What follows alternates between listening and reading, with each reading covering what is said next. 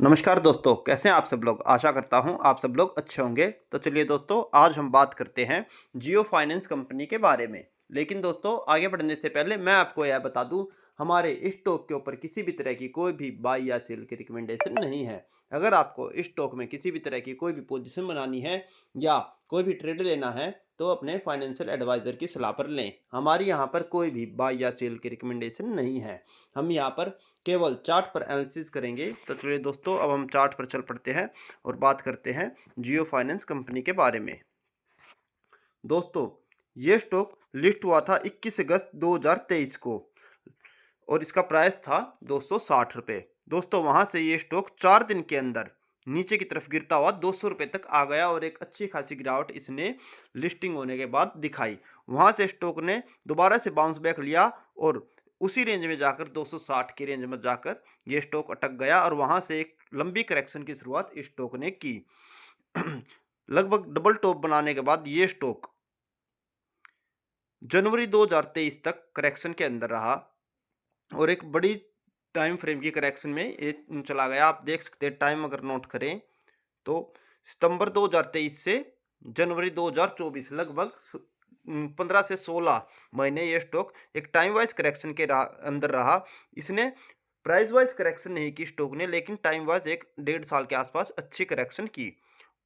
फिर इस स्टॉक ने फरवरी 5 फरवरी 2024 को ऊपर की तरफ ब्रेकआउट दिया और जो इसके 260 का लेवल था उसको स्टॉक ने 5 फरवरी को ऊपर की तरफ ब्रेक कर दिया और वहां से स्टॉक ने एक अच्छी खासी रिटर्न आपको दिखाई और लगभग अप्रैल 2024 में स्टॉक ने 400 रुपये तक के हाई लगाए। अगर मैं इसकी प्राइस की बात करूँ तो लगभग 390-92 रुपये तक स्टॉक ने एक अच्छी खासी चाल दिखाई और अपने प्राइस का अगर आप बॉटम से देखें तो लगभग डबल ये स्टॉक 1 से 1.5 साल के अंदर हो गया। लगभग 1 साल के अंदर स्टॉक ने एक अच्छी खासी रिटर्न आपको दिखाई। और ब्रेकआउट की बात करें तो ब्रेकआउट के बाद फरवरी से अप्रैल कुल 2 महीने के अंदर इस स्टॉक ने लगभग अपने प्राइस का 60 से 70% के आसपास की रिटर्न कुल 1.5 से 2 महीने 2 से 3 महीने के अंदर इस स्टॉक ने दे दी। वहां से स्टॉक ने एक बड़ी करेक्शन की शुरुआत की और लगभग इस स्टॉक की करेक्शन अभी तक चल रही है। आप प्राइस में देखें तो टॉप से लेकर बॉटम तक अभी तक ये स्टॉक करेक्शन में है। एक हल्का सा सपोर्ट इसने अपनी 200 की डेली की मूविंग एवरेज के आसपास लिया था, जो था 300 के आसपास 310। वहां से हल्का सा बाउंस बैक स्टॉक ने लिया जो इसको 350 तक लेकर गया, लेकिन वहां से एक बहुत ही शार्प फॉल इसने जैसे ही 200 की डेली की मूविंग एवरेज को नीचे की तरफ ब्रेक किया 19 दिसंबर 2024 को, तो इसने एक बड़ी गिरावट की शुरुआत की और अभी ये स्टॉक 230 के आसपास काम कर रहा है। इस स्टॉक ने लो लगाए हैं 210 के आसपास और अभी 230 के आसपास ये स्टॉक काम कर रहा है और बड़ी करेक्शन इस स्टॉक ने पिछले 2-3 महीने के अंदर दिखाई है। तो दोस्तों, अब हम स्टॉक के सपोर्ट और रेजिस्टेंस की बात कर लेते हैं कि किस तरह से स्टॉक के अंदर आगे काम होगा और कहां पर स्टॉक के सपोर्ट है और रेजिस्टेंस कौन कौन से हैं। तो पहले हम दोस्तों इसके स्टॉक स्टॉक की बात कर लेते हैं, कहां पर इस स्टॉक का सपोर्ट लेवल है।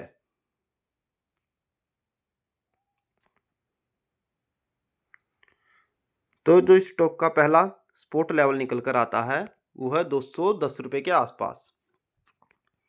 210 स्टॉक का पहले सपोर्ट लेवल है और दूसरे सपोर्ट की बात करें तो है 200 रुपये। अब 200 रुपये मान के चले 204 से 5 निकल कर आता है, लेकिन सेफ्टी के लिए आप इसका सपोर्ट लेवल 200 रुपये पकड़ कर चले। अगर दोस्तों ये अपने 200 के लेवल का स्टॉक नीचे की तरफ ब्रेक कर देता है तो ये अपने ऑल टाइम लो पर चला जाएगा, जहां पर स्टॉक के लिए आने वाले समय में और ज़्यादा दिक्कतें बढ़ जाएंगी क्योंकि इसका ऑल टाइम लो जो है वो नीचे की तरफ ब्रेक हो जाएगा।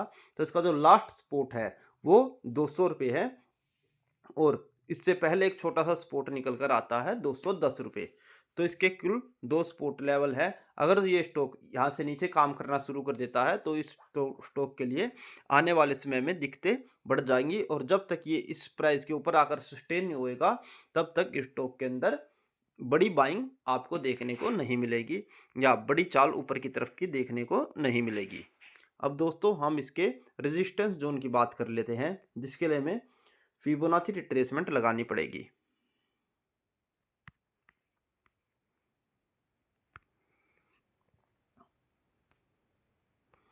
तो दोस्तों जो इसका पहला रेजिस्टेंस जोन निकल कर आता है वो है 280 रुपये।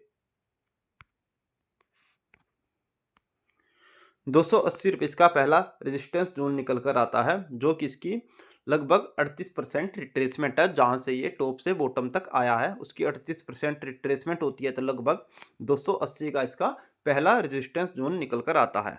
अगर ये अपने 280 के लेवल को ऊपर की तरफ ब्रेक कर देता है तो इसका जो दूसरा रेजिस्टेंस जोन निकल कर आएगा वो है 325 रुपये, जहाँ पर ये स्टॉक अपनी 0.18618% रिट्रेसमेंट पूरी कर लेता है और प्राइस में ये 325 रुपये आ जाएगा।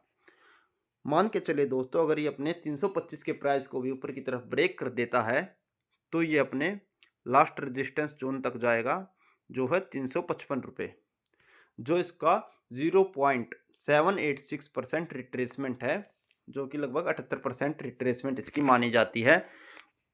ये इसका तीसरा रेजिस्टेंस जोन निकल कर आता है। अगर ये स्टॉक इससे ऊपर की तरफ काम करना शुरू कर देता है तो ये अपने हाई को ऊपर की तरफ ब्रेक कर देगा, तो उस समय हम दोबारा इस स्टॉक की वीडियो बनाएंगे जहां पर हम इसके आने वाले नेक्स्ट टारगेटों के बारे में बताएंगे जो कि ऊपर की तरफ के निकल कर आते हैं। फिलहाल के लिए इसके 3 रेजिस्टेंस जोन मैंने आपको बता दिए हैं, 280 रुपये, दूसरा रेजिस्टेंस जोन 325 रुपये, तीसरा 355 रुपये।